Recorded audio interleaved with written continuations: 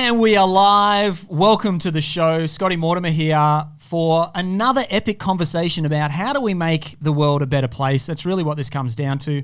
Crazy times we're living in, but I tell you, if we come together and get this done, we can live in the world that we want to live in. So before I dive into my guest, today's show is brought to you by Permacare. For you guys who've been following, you know what we're doing, creating a local integrated food network. We've started here on the Gold Coast. We're creating a model that we can ripple out into communities all around Australia, hopefully all around the world.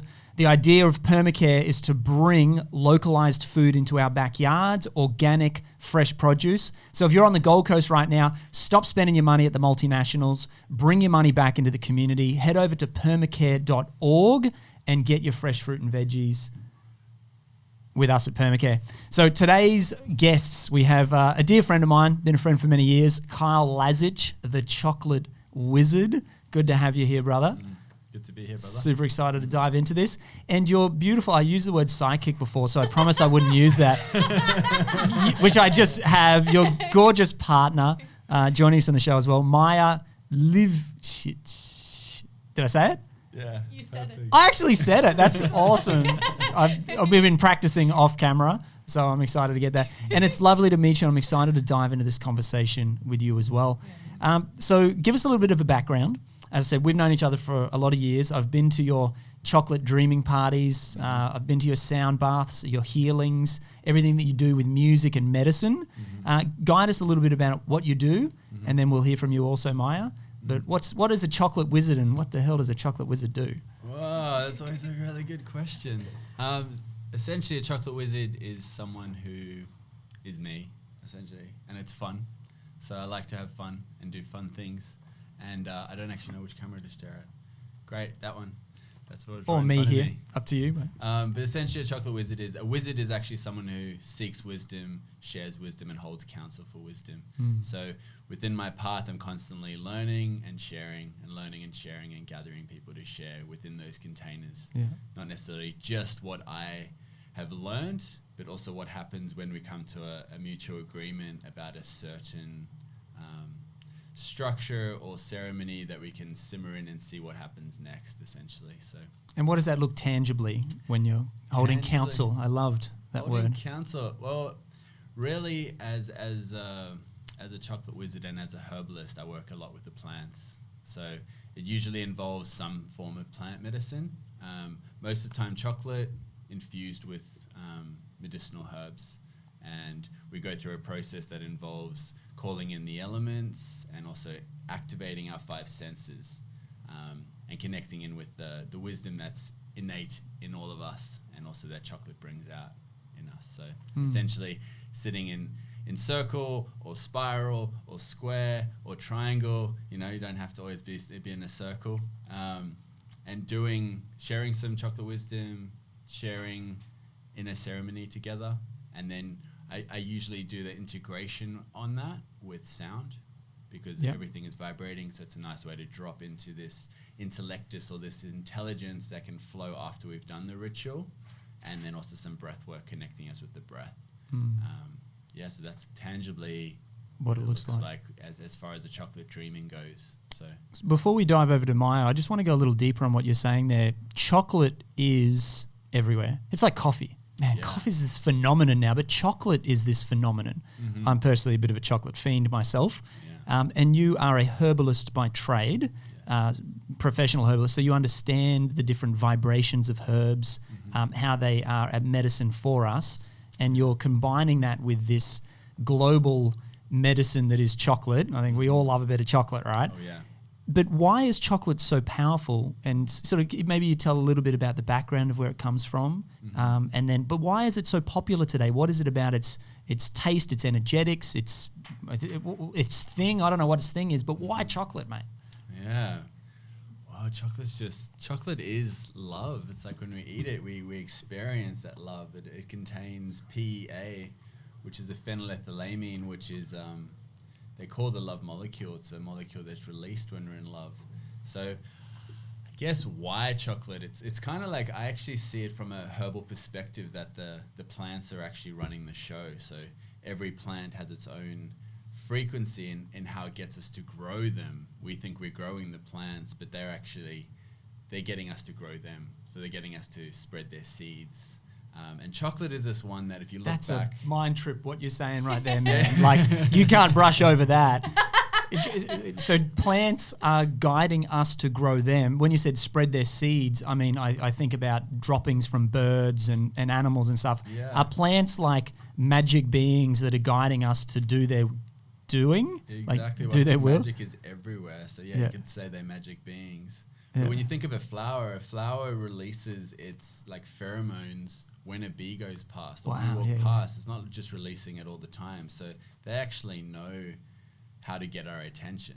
Through their energetic field, I guess. Through that, and there are different methods, whether it's through the delicious fruit or the smell of their leaves to pollinate, or tasty chocolate or coffee that makes you go, or you can move into coca or you move into opium, and you think of those plants and those vibrations of like, you've got coffee growing in the rainforest or chocolate growing in the rainforest, but then you got poppies that's standing there with armed guards. Anyway, that's also because, dude, where you're taking me on that, you're opening up some mind experiences right now. We are plants. Yeah. My physical body, your physical, is a plant. Really, it was a plant from the sun. Yeah. The plant is metabolizing sunlight, pure light, through photosynthesis, turning it into physical matter. Yeah. We, or the animal that we ate, if we are eating animals, you're not vegan, are you? Just joking. Asked that question before. We're plants. My physical body is made up from the sunlight and the minerals from rock, from the earth. So potentially that which is my body being plants is being guided by the plant's wisdom, from what you're telling me, to do its bidding to bring more life onto the planet. Yeah. Dude, so turning sunlight into plants, and we are but being guided to be a part of that process. Yeah, well, in my... I like to call it my dreaming. It's like we are plants, but we have complex emotions. But if you go beyond that, what is the plant made out of? And it's bacteria. So we're actually this microbiome, which is like 90% microbiome. So fungus, bacteria, probably even viruses. No chrono stuff. Yeah. But we're good. You know what I mean? We're good in here. I hugged you already. We're fine. we got 1.5 meters. So really, like, our bodies have like bacteria that is actually communicating with each other. So it's we are a plant on that level as well, and we get to move. So I actually see us as like, there's plants which are like the foliage of the planet, and then there's animals which are like the flowers of the planet. So there's all these colors and songs that come out, and then humans are like the fruiting bodies. So we're actually the fruits that can seed consciousness. So when we take it back to all the plants and how we interact with them, why I see chocolate as so important and why it's clicking on more now than ever. Like, we've always loved chocolate, but now all of a sudden every weekend you could go to cacao ceremony somewhere, right? And we're getting drawn to ceremony because of the changing times and this emerging, what I like to call the emerging healing culture that's coming, because our culture's not sick, it's healing. Yeah, and you trace chocolate back to like the history we know of it. Well, I still think it predates the history, but you go look at Maya, Inca, Aztecs. These are big civilizations and more advanced than our history tells us about. And they revered chocolate as a food, as a medicine, as a sacrament, and as a currency, like as money. So this plant holds these, and what did it do to make people revere it? Just being amazing, really. But it is this, when you look at it, and its chemical structure, it's a beautiful container to hold other herbs and actually amplify other herbs. Interesting. And it contains a lot of interesting chemicals in it that relates to a lot of other medicines that people are doing now on the planet. I actually call this concept phytochemysticism, which I share a bit more in Chocolate Dreamings and in our Secret Chocolate Society. But it's essentially the concept of phyto, which is actually plant-based chemicals, and mysticism, the actual spirit. So the chemicals that are in a plant relate to its spirit. So if plants have similar chemicals, they have a similar relationship on the spiritual level. Yeah. So I find that chocolate, cacao, Theobroma cacao, which is also Theobroma, Theo, God, Broma, food. So it's the food of the gods. That's its scientific name? That's its scientific name. Wow, food of the gods. Cacao. So it translates to that in Greek origins. Yeah, wow. All these like little secrets that have been left for us. Yeah. And Cadbury's just packaging it and we're thinking we're eating well, I still feel like to a certain level we are. I like to say that there's no bad chocolate.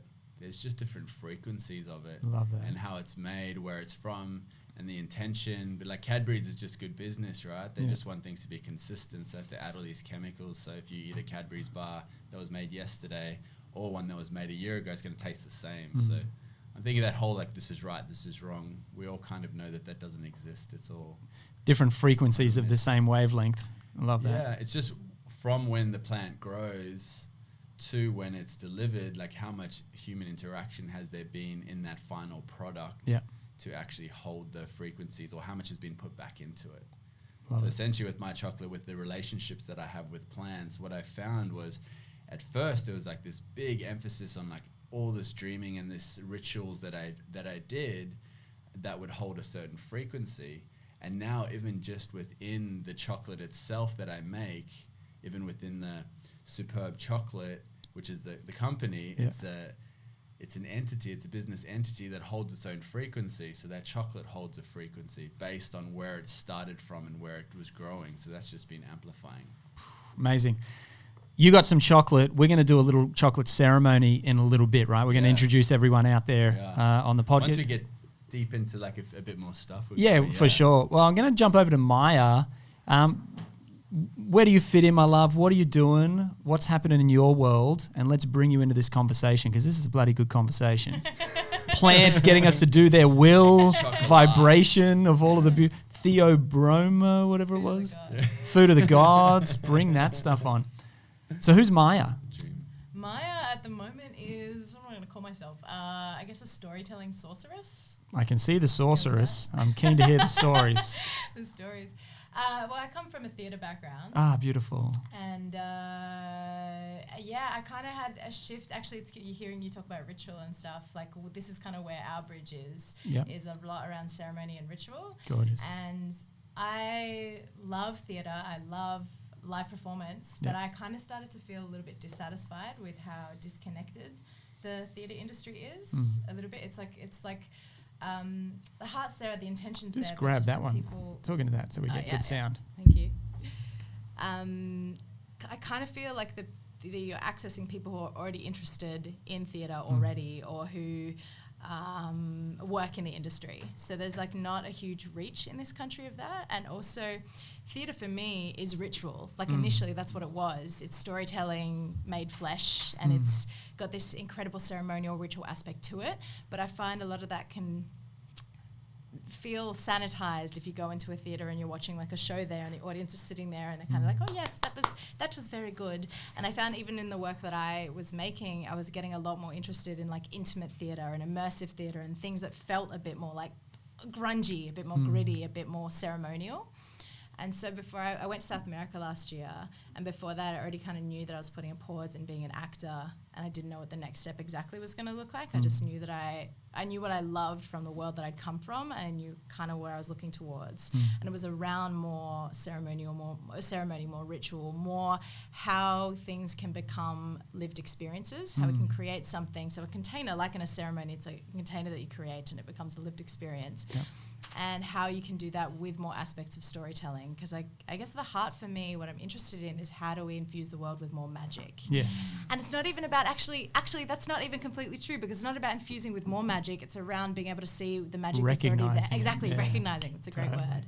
And so because the wool has been pulled over our eyes, we think it's all mundane and physical, and we're not knowing and believing and experiencing lived experience once more the magic that we are a part of. All about it. Mystery and the mundane. The mystery in the mundane, seemingly mundane, totally. So it's just around, like, you know, when you read a really good book and then suddenly you start to see the world through the lens of the author or through the lens of what's being talked about, and you're just like, I haven't seen this cup in the way that I'm now seeing it, just because I've had this new thing, this new sprinkle. I think of sprinkles and think of like a magic sprinkle. Totally. That's how I see all those things, ceremonial, ritual, magic experience is just like bringing an altered state of awareness that then suddenly you're looking outside and you're going, wow, everything looks infused with colour. Yeah. And not everyone's going to go to a plant ceremony. Not everyone's going to go and drink ayahuasca in the jungle or have that like level of experience, but there's still so many ways that we can weave in magic. And for me, like, storytelling is inherent in everything because we're all incredible storytellers, and it just becomes, what story do you want to be telling? Love that. And so even when we walked in and you were talking about, like, I don't remember how you phrased it, but it's essentially, what's the next step? How do we make the world rock? Yeah, how do we make the world a better place? What do we got to do together? Because we got to do it together. Exactly. But yeah, that's the story that we get to tell together now. Yeah. Because we either tell the story of the fear, the hopelessness of the planet, all of the Illuminati trying to control us and all of this chaos, and the government's doing that and that. You can tell that story, and so many people share it with me every day. It's all on social media. Or we can turn our direction, our vision, and say, let's tell this story together. And the more of us that are reverberating off one another, you get a chorus together and they sing in harmony. Whoa, you'll rock that place. This is our chorus. Good people like us. So yeah, it's definitely about that new story and the choices that we make in telling it. Co-creation. Ceremony. Tell us about ceremony. Let's take that angle for a bit, because you mentioned a second ago, and you've mentioned it many times just then, but around people are being called to ceremony now. So what is inherently, what is needed to make ceremony? It doesn't have to be an ayahuasca ceremony in the jungle, although I highly recommend them to anyone that is called. Changed my life. They need it. Politicians need it. Real leaders need some good ayahuasca. Anyway, it doesn't have to be a medicine ceremony as such where you're in an altered state, but all tribes, all traditions always had ceremony, ritual, ceremony. It's been stripped from us. We are again living the mundane instead of the mystic, and we can have both. And I believe we need to create sacred space in our lives to go deeper into that greater love and depth of experience of who we are. But what does it take to create ceremony in today's age? Both of you. Put this in the middle. Yeah, chuck it in the middle. Like this. I feel it's around, like, container creation, and so it's having a set space, having a set intention, and then I think it's a combination of, like, safety and magic. So the word container, you and I, and we understand the word container, but a lot of people listening and watching, they may not have heard that before. So what could they do realistically, or what does it mean for someone or we to create a safe container? Make a space. Like, I would always look at it like any space you have and you have intentional objects or intentionally set it up, that's a container on its really That's the simple. physical level of the container? Yeah, that's what I would say on a subtle level where anyone can actually do that. It's a space that's been set up with intention. And I'd look at that as like ritual, ceremony, or the way that I like to work through dreamings, just because it's a new old word that doesn't have this seriousness around it. I kind of feel like ceremony can feel a bit serious, and ritual can have that thing of like, oh, they're doing witchcraft or whatever, but we're all kind of doing witchcraft. And in my opinion, in my dreaming, it's like, I feel like our whole society is under a big spell. True that. And it's with all the rituals and ceremonies that we're told don't work, that's actually being used to control us. So if you actually follow those traces back. So that's why I think people are being called to ceremonies, because, like you said, it's sort of been stripped away from us, and it's just a natural evolution that we'll come back to coming together with intention. And how that looks, I think, is in a lot of different ways for different people. And a beautiful thing about when Maya and I have come together in our sharings, like we're talking about chocolate art, so like having the art of chocolate and the chocolate dreaming in that, where it's like theatre meets ritual and ritual meets ceremony. I mean, ritual meets theatre, and it's like this merging of, it doesn't have to be one way, but there is that intention, and people bring their awareness into themselves and into the space they're in.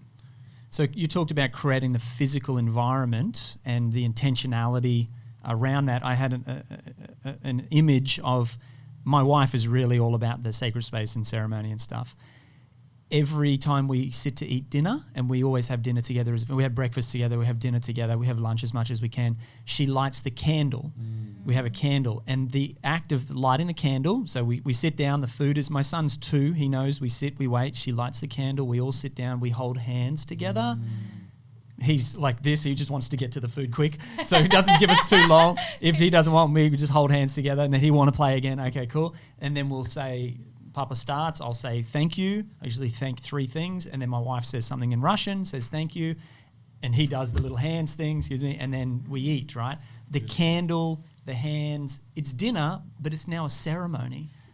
And that's such a beautiful way. I think food is such a beautiful way to include ritual in your life as well, because we all eat food. Pretty regularly. Yeah.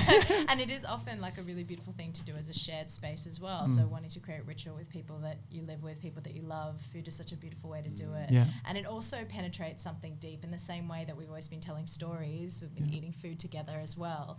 And I think that's really gorgeous. And another aspect that you mentioned is that intention of gratitude as well. I feel like that's a really awesome aspect of ceremony as well, and always a part of your chocolate dreamings as well. Yeah, is that gratitude is like the ultimate prayer. Like if you only say one prayer every day and it's gratitude, that I'm sure that would get you into whatever your version of heaven is. You know, if you're grateful every day, which essentially could be right here, right Didn't now. you create Grateful? Yeah. Greatful. Yeah, anyone on the Gold Coast, double L, anyone on the Gold Coast has probably seen a grateful sticker on the back of somebody's car. And those thank you ... You created that, right? Yeah, many moons ago. Many moons, seeding gratitude into the field, yeah. That's beautiful. Yeah. And like you're saying, it is the ultimate prayer. It's just that humility of saying thank you to that which is greater than us, the Great, in the grateful. And it's also like in the intention aspect, when you're saying thank you, when you're expressing gratitude, you're putting yourself in that frequency as well. So like you're creating more things to be thankful for by just putting yourself just in that. attracting that Exactly, to you, right? Exactly. But even just like by saying thank you, you start to feel the thankfulness. It's like all green lights. You get one green light, another green light. You're like, this is starting to be a trend. A third green light. Well, I'm on a roll here. There's this I read this book a number of years ago called Prometheus Rising have you heard of Robert Anton Wilson? No. Kooky dude from the 70s, maybe the 70s. Anyway, he talks a lot about like the thinker and the prover in your mind. And he gives the example of like, let's say you're looking for 50 cents, a gold coin. And eventually you'll find that $1, 50 cents. And you can either perceive that as you saw that because you were looking out for it or you manifested it. But really it's up to you to, like either way you found that 50 cents or that $1. And it's really up to you to choose which reality tunnel you want to go into. Yeah. So there's that aspect as well. It's like which story do I want to ascribe to? Which reality tunnel do I want to enter into? Love that. And if you're entering into the reality tunnel of I am grateful, therefore you are grateful. And the gratitude comes to you and the things to be grateful for also arise. So it's all. And today with so much fear, and the conversation that I endeavour to have with every single person that sits in those seats is, how do we move our point of perception from woe is me and the world is terrible and it's all hard, because like you're saying, that just perpetuates itself.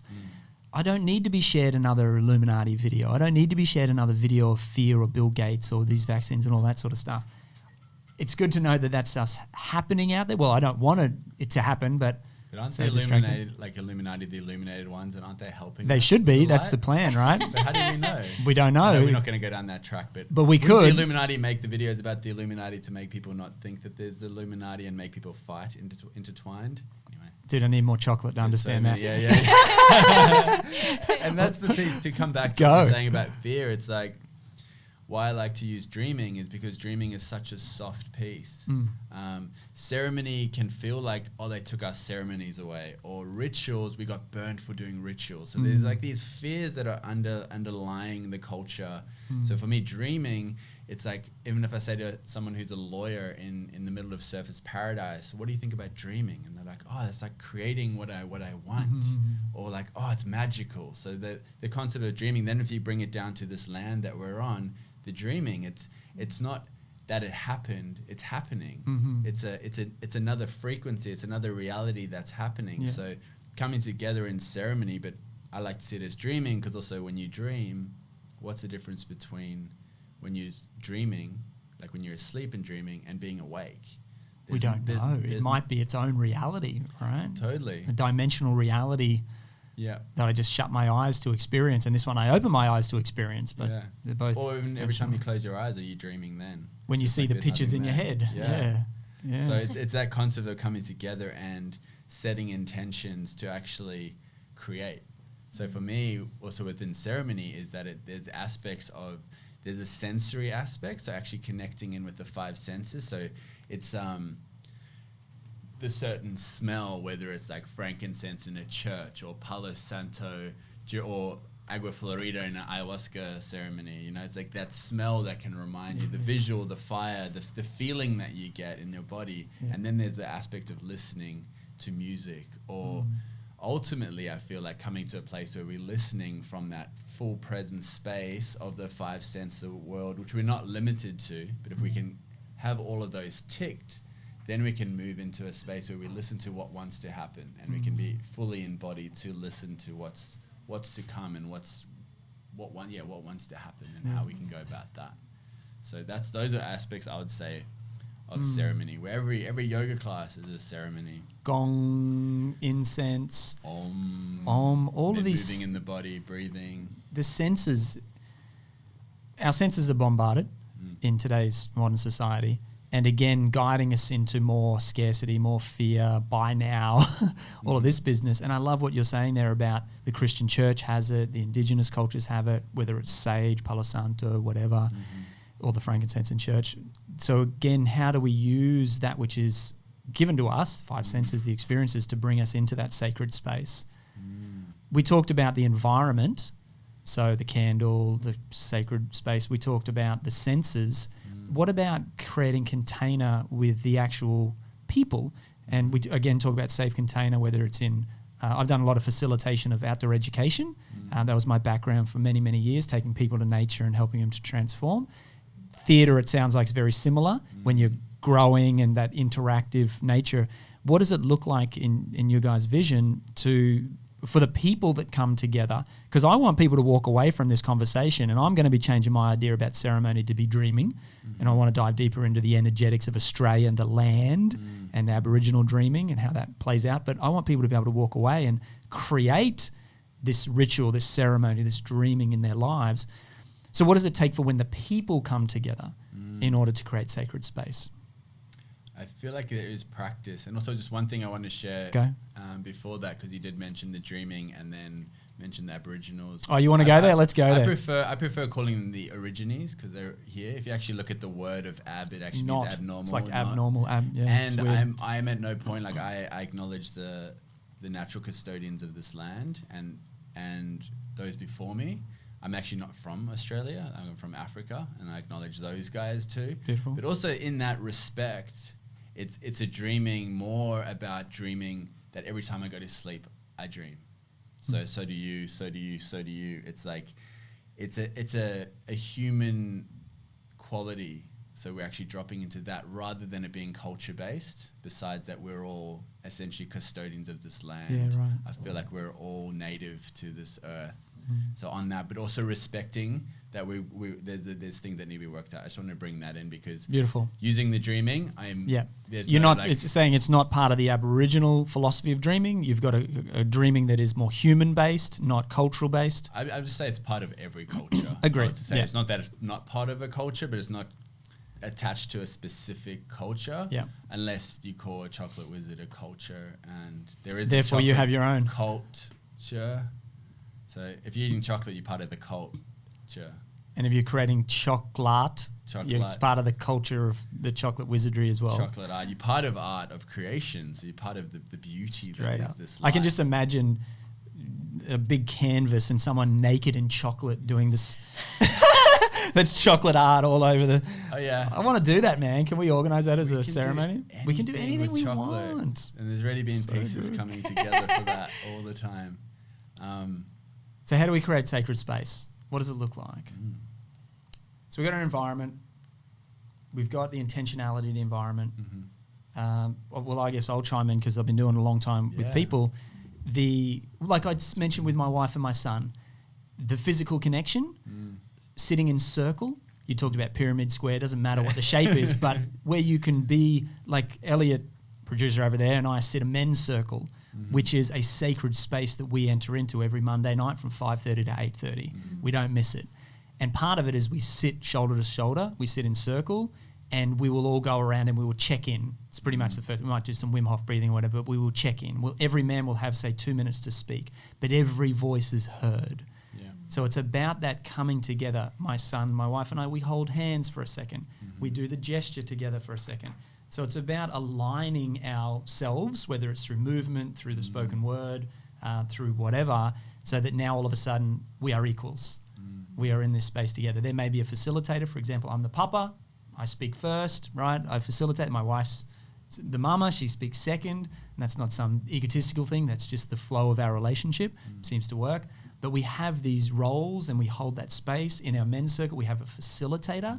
He is not sitting outside of the circle. He's sitting in the circle. He's one of the circle. He speaks for the 2 minutes like we all do. He's part of it. But his role is to guide and facilitate. But I believe the container becomes when we see each other as equals and every voice is as valid as any other voice. That's a setting for sacred space. And if we, in our business world, we sat this morning, 4 of us sat out there, 2 of my team plus Adrian, who works with us here in our office here in Burleigh. We sat and we all checked in the mornings. Our Monday today, we only work 4-day weeks, right? It's pretty important to have balance, yeah? So we check in and we do it the best I can, and Friday afternoon to check out, right? And every voice is heard. I believe that's the future of business too. Yeah. Business is a sacred entity. You spoke about your chocolate wizardry being a sacred entity. It has its own vibration. Yeah. Our movement has its own vibration. How do we honor that and bring that into the mundane more to dispel fear and bring love into our reality? And I feel like it's like a syntropic analogy. It's like the forest will rebuild itself after it's been chopped down, but it might take 150 years. But if we maintain it and we pay attention to it, we can speed it up to 40 years and actually regenerate forests. So it's a similar thing, like ceremony's been taken away from our lives, but we can bring it, and it's coming back. That's why there is, and that's why I love cacao, because it is this plant that, if you use it with intention, it's going to align you with your path. It's going to start bringing you into this dreaming. And if you use it without intention, it's just delicious and it makes you feel good. So unlike doing like what someone was speaking about, ayahuasca, it's different. If you go into that without an intention, it can be like a nightmare. Oh yeah. And there can be delusions, and there can be all these things that aren't real in this reality and aren't relevant to us. It's like plants can be tricksters as well. But I see cacao as someone that's just like really heart-based, loving. So this natural pull towards ceremony, same as why there's yoga studios everywhere and meditation centers. Well, where we live anyway, like we're pretty lucky in this dreaming. Yeah.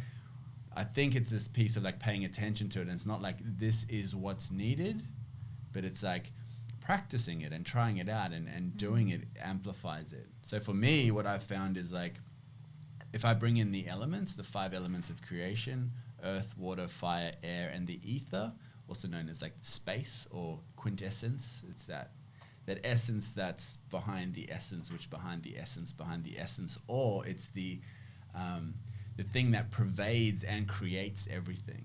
So what is that? It's vibration. So it's sound. So each of these elements then have a sense in our body, so we can actually connect with our senses and the 5 elements. To me, that's sacred space, because I'm honoring my body and my senses, inner world, outer world. I'm connected. It's a doorway.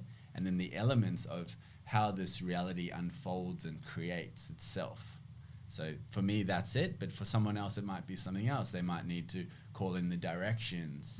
But for me, I'm like, what's the direction in space? Like, where's north? Where's south? Where's east? Like, sure, we can talk about it. So instead of arguing points, I think it's just about coming into presence, coming into the body with an intention of love, compassion, whatever it is that we're wanting to do, and doing it as much as we can. So for me, my big vision is with like the Secret Chocolate Society and chocolate is that you don't necessarily have to go to a cacao ceremony to have a spiritual experience. You can have chocolate that's made with intention, that's sacred, and here's a ritual. So we can sit here, and what we will do is do a dreaming, but you could be on a bus and smelling the chocolate when we do it. It's like everyone can be having these conscious ceremonies everywhere they are really quickly in a minute. It doesn't have to be like, I need to really set this space, because we are the space as well. Beautiful. We are the container as well. Yeah, it's like home is where the heart is, that like analogy that's always in really nice homes. But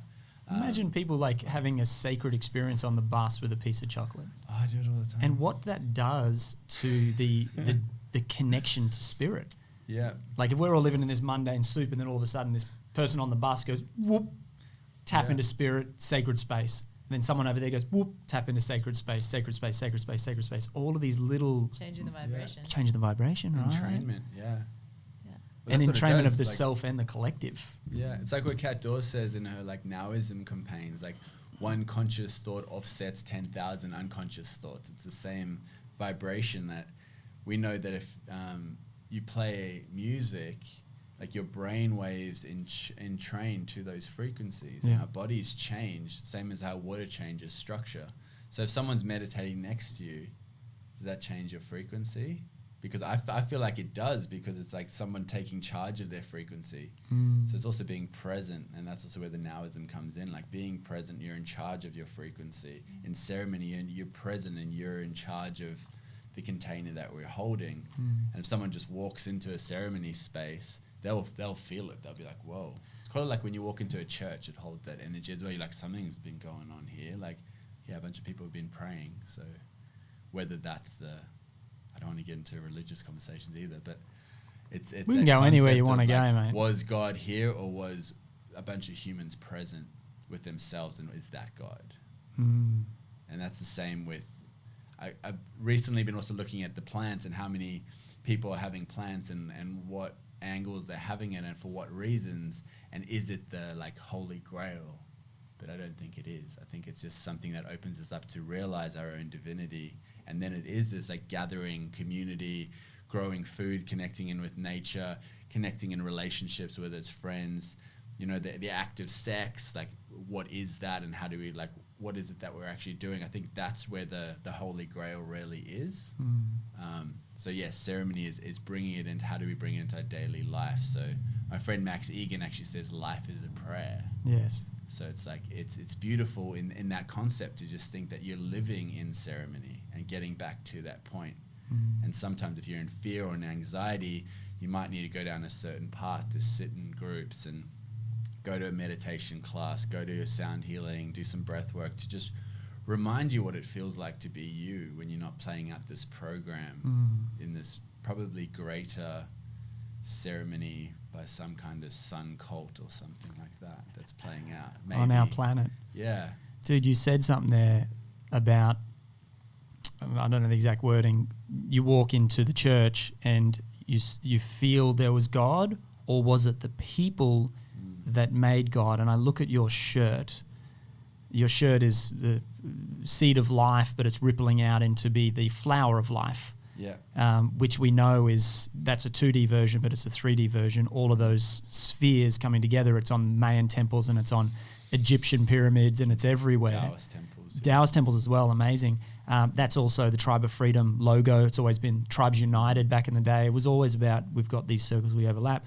Now, what you said really just triggered in me this awakening of, is it that when we gather our spirit, your spirit, your spirit, your spirit, all of us to come together, that is actually creating that which we call God, the sacredness. So rather than us having this God external and we need to bring it into us, we actually create the energetic vibration of love of God through our gathering of community, the spheres, or what would say the circles of the seed and the flower of life, that then makes our reality, our love. Yeah. That'd be cool. Yeah, I feel that. It's like almost like stars aligning as well, and how all the stars are actually connected. Constellation. Like the zodiacs and all sorts of sacred geometries. And just bringing back to the food, because the permacare and growing food, like Permacare.org. Come and get your food. Hey guys, we got to grow this movement, man, back to nature. So if you live on the Gold Coast, head over to permacare.org. Buy your food with us, guys. We'll take care of you. We got locally produced intermission. But honestly, guys, permacare is where it's at. Yeah, we got to get back to the nature. So and it's permacare.org. like growing the food and that connection. Connect with intention. Yeah. Because we are, like you were saying also before, something about eating food. It's like we are the food we eat. Totally. And the newest one I heard was like we are the food we eat that we don't shit out. Yeah, true. So like we're eating it and making sure that the body and the vessel works, and how interconnected we are. And what's the vibration of that food? We all know the vibration is from the sun originally, but what happens between sun to your body? That's Is it mass diesel refrigeration, grown some monocrop organic farm, which is all monocrop, right? It's just not the way nature intended. Totes. Or is it locally grown in your backyard with love, with connection, and then for when we eat it, you're already a step ahead. Yeah. Your vibration's already higher because of the intention in the growing of it. Especially when we're a bacteria and we're so interconnected with the bacteria of the soil, and in the air there's bacteria all the time, and I could go into how the bacteria in the air could be the spirits that everyone talks about, and bad bacteria that infects us could be the demonic or the evil spirits. That's how we believed it once, right? So burning sage is antibacterial. But anyway, getting back to that, it's like bacteria in the soil and the air, when we're smelling and we're eating our natural bacteria from our environment, it's more in harmony with us. Same as like how if I drink beer, it's like Currumbin Valley Brewing. It's natural ferment, like down the road from us, or with Black the Hops water, Brewery, like from that water, from those ferments, and it's like, cool, I'm drinking a beer that's from the corner store. Essentially, it's like from down the road it was made, instead of it being, even if it's from Byron Bay or Sydney, that's a nice crafty thing. But to have local is the best, because our bacteria harmonizes with it and we feel at home there. It's not an outside source that somehow needs to go through customs. You know, like when you fly into a country and you go through customs, I don't think that's just like put there. I think our bodies have that as well. It's called the immune system. But the less we need to actually worry about all these other external things coming into our system, the more we can thrive and connect. So I also feel like coming into circle with people, our bacteria get used to certain people and coming together with other humans instead of a screen, or coming back into that, I feel like is a big part of ceremony. So not getting caught up in, even with the concept of, like, I felt your passion for the mission, like with the food, and it's important because food, we need to eat food, we need to drink water, we need to breathe fresh air, and we need sunshine. I saw that on your video as well, and I believe those exact same things. But if we get so caught up in it, we've spoken about getting caught up in the organic and all these different things, and how we were like, oh, we're healthy as we were, but we're probably a little bit mentally ill. Bit stressed out about it all. So I feel like ceremony allows us to come back from that world of like, this is our mission, this is what we're doing, and then just sit, I'm human, that's right, and God's within me, and this mission that I have is a mission, but it's not more important than this. And coming back to it, so I feel like that's also the importance beautiful. of ceremony. And I need to hear that, you know, like I've downloaded a mission when I was 23 in a sacred site in Hawaii on my walkabout. I was called on my 31-day circumnavigation of the Big Island of Hawaii. That was my indigenous rite of passage into manhood. Downloaded this vision. All right, this is what I got to do. Gather the light. That's pretty much all it was. Everyone's a little candle flame. We got to come together, burn bright, attract others, burn brighter. Love. That's all we got to do. And then over the last 16 years, that has been manifesting. I've tried all these different things, but I have one mission in my life, and that is to see that become a reality. But I do get caught up on, and this came up in the men's circle last night, about being so task focused, where I'm like, you know, over the years, I've learned to be an entrepreneur. I've learned to be a speaker. I've learned to inspire people to take action, right? Marketing, sales, all that sort of stuff. I've learned all of that, but it's a mundane, tick this, tick that, do this, do that. And I sometimes get caught up in, and look, this is the way that the world is, right? I get caught up in the make money because you got to pay for the bills, you got to make all this stuff happen. Yeah. And I'm missing in a lot of ways those deeper connections with the people around me. I talk about community. I want to experience what your T-shirt right now is bringing to us, this picture of unity, of bringing love into our reality. But I get so caught up in the mundane world and the fear that at the end of the day, I'm so exhausted. I accomplished a lot of shit. Like the amount of stuff I can get done in a day, it's incredible. But I've missed that deeper connection to my people around me, my brothers, my sisters, to my own self. And so for me, it's that dance of letting go of the having to achieve externally and coming into my center to be in love with my family, my people, but also things getting done and moving it forward, you know, because we need to have both. And you could perceive, you're talking about like all the fear stuff that's been going on, but we could perceive this whole corona thing as exactly that on a cosmic scale, pause button. Yeah. So you're forced to sit and not do. Yeah. And I think of it as like, we're talking a lot about intention, and it's like setting intention. So setting goals, setting what you're going to do, putting energy into that, but then paying attention to what wants to happen. So you're kind of like, I set the intention, I know where I'm going, this is the track, but now I'm also just going to let it go a little bit and just allow how this wants to come about to happen. Because I think often, for me at least, when I think of setting a goal, I then also start to think of exactly how am I going to do this. And I start to think of every little detail and every little step. And then I'm so focused on achieving that, all those little minutiae on the way, that I'm not listening to the thing, what's happening from that. Like you've gone, okay, I've focused on this. The universe is going, okay, let me help you. But then we get caught up in the human mind of we've already decided how we're going to create that thing, and we don't let ourselves be helped along the way. So, and I feel it's that balance. But we're guided to that too. Like if I want to be a doctor, a lawyer, an engineer or whatever, it's going to take me, for example, 4 years. This is the curriculum that I have to follow in order to get there. These are the modules that I have. These are the assignments I have to complete. These are the lectures I have to attend. These are the, and that's just in an education space. Same in high school. You want to get to grade 12, you got to go math, science, English, yada, yada. We have been programmed that there is a very specific path to get there. In business, I set my 90-day goals, my 30-day goals. I've got my weekly goals. I've got my daily tasks. And if I want to hit my outcomes, then I just show up and just do what's in front of me. It just doesn't feel right, though. It's so artificial. It's like this plant saying a perfect banana looks like this. No, it doesn't. It looks like whatever it becomes, guided by the universal forces, be it, sun, wind, shade, who knows. Yeah, but we're programmed, we're conditioned to be in that mundane space. So it's how do we get back? Recognize that you're programmed, step one. Step one, awareness, straight up. Yeah. Well, again, to bring up to the Corona conversation, when we were up on a community up in Kyogo, and I was actually toiling the soil. Like, I'm not very farmy sort of dude. Like, I like to grow specific plants. But anyway, and the tool that they're using, this hoe, was actually called a Corona. And I was like, that's really interesting. And it created this whole dreaming in my mind of like, oh, wow, this virus that everyone's saying is bad is actually just like this hoe. And it's actually just digging up the soil and this clay of this like old way to actually then allow us to put fertilizers in and put plant seeds. So it's this whole thing that seems like this disaster, this pandemic, is actually exactly what we need to sow for the new trees that will come and when everything's falling down, so that everything is still maintained. So that's gorgeous. It's a cool I love your dreamings, man. Like the way that you are seeing just so much positivity and so much beauty. It's a breath of fresh air. Like, and I hope for people listening as well that they're feeling that where this conversation, this dreaming is going, it's a choice.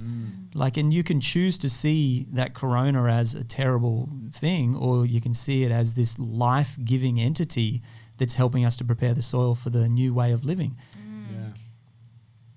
No, I just was thinking as you were speaking and tying back to what you were saying around, like, because I was also tilling the soil up there, and the thoughts that I was having, the realizations I was having, is how beautiful a process anything can be with the right attention. And so when I was tilling the soil and I was doing it with my breath, and I was like seeing how my body wanted to move as opposed to doing the action in exactly the same way every time and hurting myself, I was like, okay, now I want to move over here, now I want to move over here, and I want to breathe. And so what you're saying about the goals and the tasks is like, really, you can be doing anything as long as you're doing it with that sense of, I guess, expansion is the word that comes to mind, that sense of I'm with my breath, I'm with my presence, I'm doing the thing. And then you're automatically listening to what wants to happen, even if you are doing a task. And so it's also that as well. Tilling the soil can be like, I have to do this task and I'm doing it the same way. And something, oh, why does my back hurt? It's like goal and intention. The goal is get the soil tilled, but the intention is be present with my breath, be present with my body, be in harmony along the way. And to come back to your goal setting and the structures, I feel like that is actually something that's really important, to actually have those structures, because once you've had them there, now your practice is to be present, because you've like aligned the path. I had this like concept of a Zen archer, right? And he takes a breath in and he pulls and he aims, and then he takes an exhale and he lets it go, and the arrow's gone. There's nothing more you can do about it. But it's like pulling back and inspiration and setting it all up. And then it's the exhale that a lot of us had the problem with. So if it's someone who is like really organized, then they got to learn to let go, like be flow. It's that control element, right? Like we control it to be a certain way. And a lot of us aren't exhaling properly or deeply or most efficiently, because we are like trying to control the exhale rather than the diaphragm just relaxing. And if you do breath work stuff, I've learned through breath work I'm still working progress here, but letting it go, the inhale and then letting it go. And I feel like this conversation is happening in so many circles on so many parts of the planet with just different language. You could call this feminine and masculine. You could call this. I was thinking that too. Yeah, you could call this. You call it flow and structure. You can call it so many. It goes by so many different names. But really, I always think of it as just balance, coming back to equilibrium, because it can feel. And I feel like for me, I feel on a cosmic scale, we're always in balance perpetually. You can't not be in a state of balance. Yeah. But then on like varying levels, it's always trying to come back to equilibrium. Even the way in our body works, our immune system, the way that our body is naturally healing, is self-healing, and is always just trying to come back to a state of equilibrium.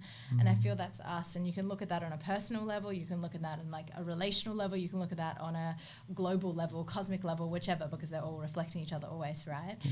But it is just about coming back to that sense of balance and never going like, stuff that didn't work completely, throw that out, try something completely new, because that's a bit too much of a pendulum swing. Yeah. But it's going, hey, we actually have lots of great stuff. So even looking at structure, it's not going like, stuff that, let's all just like be amoebas all the time. Yeah. It's about like what's good about the old world, and now we're calling in the new.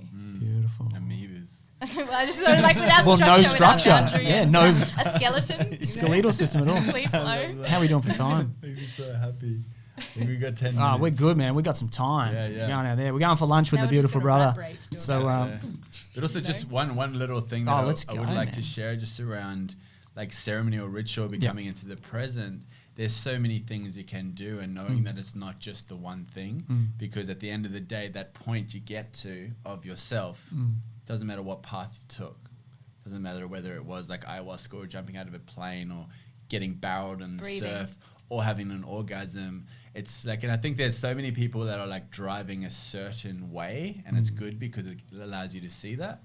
But I mean, for me, I'll go for a walk and I can be present in my body. And then I get back, and today I've been jumping in the pool every day because it's like, cold. It's pretty much an ice bath. You don't have to do it. So for 3 minutes in there, focusing on my breath, there's this stillness. I'm present. I'm in a space, and then I'll go and sit and meditate or do my practice. But there's so many different things to get you present. Normally, they're the things that also take your breath away or make you aware of your breath. So. On a previous episode, we had Ramika Chin. You know Ramika. I don't think you met him yet, but he's a beautiful brother. And if you guys haven't seen that, go back to the podcast. You can find it on iTunes, Spotify, all of that, even on YouTube. Check out Ramika Chin. His whole thing was about presence, about coming back into the present. He kept going, listen. You keep talking about listen. You got to listen. She nature is guiding us back, right? Yeah. And it's all about coming back into presence. That is the ultimate ceremony, I guess, the ultimate ritual, is to be back in the present. There's the dreaming as well when it comes to the dreaming or ceremony, and watching what people are dreaming up, and do you want to be a part of it? And you don't necessarily have to sit in a circle, but there is this aspect of our attention also being a current, because when we have thoughts, they actually have a frequency that they're giving off. And when you look at current, there's also money, so investing in stuff and how you're going to invest in. So what I like about the permacare, when I looked up it as well, because I already know you, and then I've been working with food, and then I've come back and I've seen that, and it's like what's happening everywhere. It doesn't mean just because I left a certain place that vision's, it's still dreaming, but there's a different version of the dreaming. And for me, with your 3 steps of buy organic food, you're buying it anyway, buy it from us, we get it fresh, local, and then we can help you set up your own garden, and then you can make money off that garden in the future if that works out as well. I think that's an awesome like circle. It brings it full circle with everyone actually learning to grow their food. And it's, for me, it's great because I also just sort of came from a place where I was actually doing all the work in it, and I was like, actually, that's not where my full passion is. Like my passion isn't in toiling soil and planting seeds. Like I can do that, and I have certain plants that I work with that I love growing and talking to, and even I have a music device that the plants sing, and then I'll make chocolate. But it's more like that. I'm not really like, I'm happy to talk to the soil, but I'm coming back to that. I like that vision of the fact that food can bring you back into a ceremony and into a dream, and like I can invest into your dreaming. And people who are watching on all this talk, that's the way that you can be part of the ceremony, because essentially currency of money, you're plugging in. You're putting your frequency into a dream that's already happening, which is amazing. That's awesome to think of it that way. Like you're plugging in. Where are you choosing your currency, your flow of that money? Are you plugging into this gigantic beast that's just sucking all us dry, or are you plugging back into community, back into nature, and supporting something that is about us? Yeah. That flow is going to go somewhere. What intention are you choosing? Where are you going to? What positive direction do you want to go? Yeah. You always get to choose. We always get to choose, don't we? That's the beauty about this. Now we got to get out of here because we're going to meet. Nice. Do we have time for an experience? There's always time. There's always time. I mean, we might be chocker late for our meeting, but it's all good. It's only lunch. So, guys, while Kyle is going to guide us here, you right now, whether you're on Facebook Live, whether you're on the podcast, whether you're out on YouTube, if you want to dive into more of these conversations, search Tribe of Freedom, or my name's Scotty Mortimer, on any of the platforms where you listen to podcasts. Subscribe. Go and check out other episodes as well. Make sure you share this love with someone that needs to hear it. Because these are the conversations that we really need to be having. If we want to create a beautiful world for ourselves and our children, it's not fear that's going to get us there. It's not focusing on what's coming and what they're doing. It's very much about what we're doing collectively to bring about this change. So share this conversation, tag someone that you love. Love to hear your feedback. My brother, over to you. Where do we find you guys? What's the best place to get tapped in? Just contact me on Facebook. Cool. Kyle Lazich on Facebook. Lazich on Facebook. Cool. And we'll link to that as well. Yeah. Yeah. And then? Ditto. Same on Facebook. Well, not Kyle Lazich, Maja Liwszyc. You can see how to spell it on. I think you wrote my name. I did. This. And we'll tag it there as well. We'll put it into the description. And we are currently working on the chocolate, which is like that ritual, immersive experience, which we've already held one that was really amazing. So love it. And when are the next streamings? We're doing Secret Chocolate Society coming soon, right? Days, coming soon. Coming soon. Once the people can gather again. Yeah. So we're currently dreaming it up right now. Right here. So right now. Into this chocolate. So this is your chocolate, yeah? This is my chocolate. So handmade, rich Belgium chocolate. It's organic. It is vegan. I'm not. But I support it. Oh, yeah. Infused with turmeric and hemp seeds and long pepper to increase the curcumin. I'll go through this really fast, but I do go into more detail. Yeah. When normally. In ceremony, yeah. But you've also done a chocolate dreaming with me before. A few of them. So we do start by smelling the chocolate. This links us with people the at home, if they element. had a bit of chocolate right now. Yeah, get it out right now. Could be doing it right now. Pause this. Pause. Grab a some bit of chocolate. Yeah. Even if it's Cadbury. Whatever chocolate it is that holds the frequency, you're in charge. Right. So we start by smelling the chocolate. This connects us with the earth, so just sending connection down to the earth, so we're present here. What you notice is when you smell the chocolate, the water element becomes present in the mouth. And this is an invitation to taste the chocolate, because the water element relates to our sense of taste, because you can't actually taste anything when your mouth's dry. So moving into just placing the chocolate in your mouth and allowing it to melt.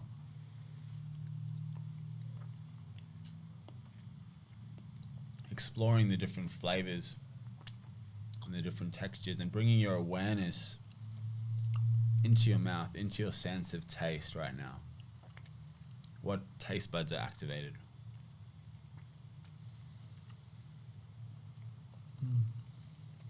Just allowing that chocolate to melt. And as the chocolate moves its way down the belly, into the belly, it ignites our digestive fire. And we utilize this fire to illuminate our vision. So what is it that you're dreaming up at the moment? What does that look like? What does it look like to be in a world of love?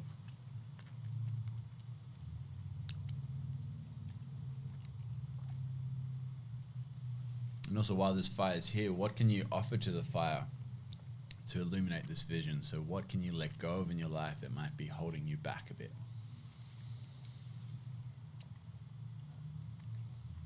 Coming back to this vision. And now moving into the air element and connecting with the breath. Just taking a deep breath in and letting out a sigh.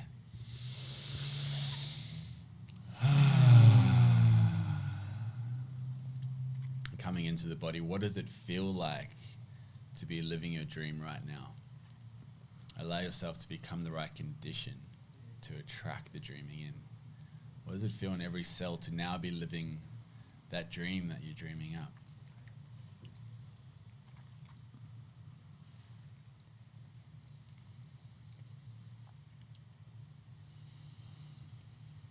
breathing that feeling in with love, and exhaling with gratitude and letting it go. We move up into the ether, connecting with our sense of hearing, and asking the question, what wants to happen here?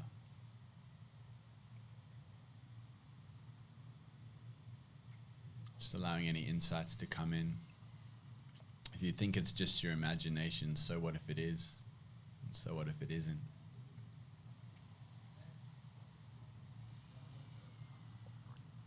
And then we close the dreaming by sprinkling some seeds of gratitude, and we say thank you, thank you, thank you.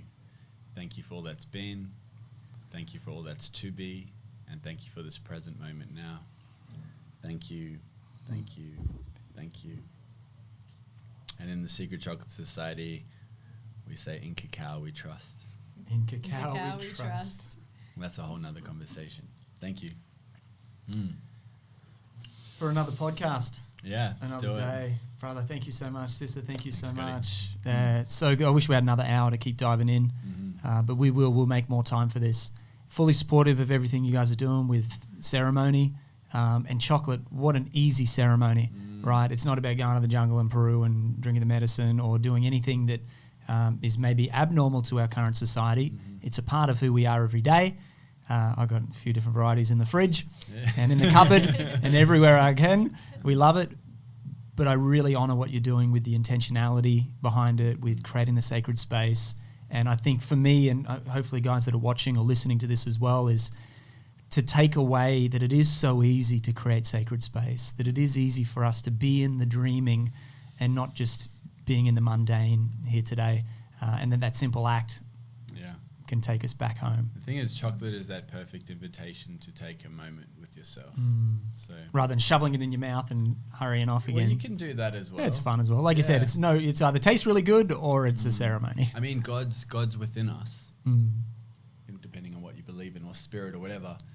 But sometimes we need little reminders to get us there. Yeah. And for me, that's what I also see. As well as all the stuff in the chocolate dreaming, there is so much to chocolate, sacred secrets of chocolate. It's coming at you. Love it. But chocolate brings you into that place where if you take that moment, you see God. And maybe that's why the botanical name is food of the gods. Maybe it's not what the gods eat, but maybe it's what you eat to connect with God, which is the present moment within you. That was the new part of the dreaming. Thank More you, magic in this dreaming. Thank you so much, guys. I appreciate you. Thank you for everyone that's tuning in. We honor you where you're at in your life right now, wherever you're at. If you're in a sacred dreaming or you're having some hard times right now, Carl's shirt to me says it all. We can create the world that we want to live in by coming into ceremony, by being together as a community once more. So follow what we're doing here. As I said before, go and check us out, Tribe of Freedom, Scotty Mortimer, if you want to follow the podcast. We got you guys in the links there as well to follow what you're doing. But we're bringing the people together. We are doing this. We have to do this. We're being guided to do this. So I love you. Thank you very much. Thanks, guys. So much love. And we'll see you guys back here soon. And we'll see you back here soon too. Blessings. Cheers. Thank you.